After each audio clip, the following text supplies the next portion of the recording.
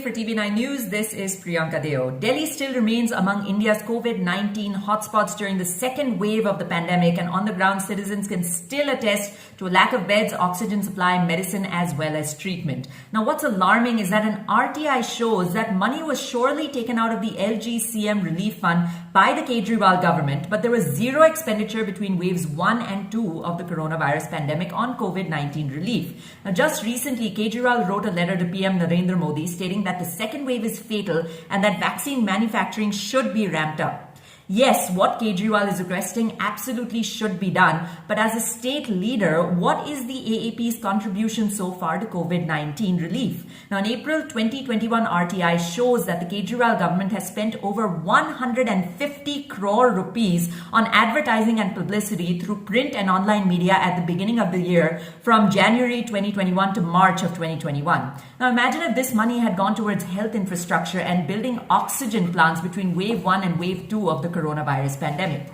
Now, the RTI also further breaks down monthly expenditure for advertisements by the AAP government. In Jan 2021, the AAP spent over 32 crore rupees. In Feb 2021, the AAP spent over 25 crore rupees. And in March 2021, the AAP spent over 92 crore rupees on just advertising and self-promotion alone. Now, another RTI filed in Feb of 2021 reveals that nil was spent on COVID-19. Now, this goes to show that despite a crisis where there are fatalities and citizens are having trouble to get patients even the most basic medical attention, the AAP prioritizes self-promotion and marketing. What's more, the AAP has also contradicted itself. Ever since Delhi has seen surging numbers during wave 2 of the coronavirus pandemic, the AAP has maintained that Delhi does not have enough oxygen supplies. Kejriwal has even made a few SOS calls for getting oxygen on his social media.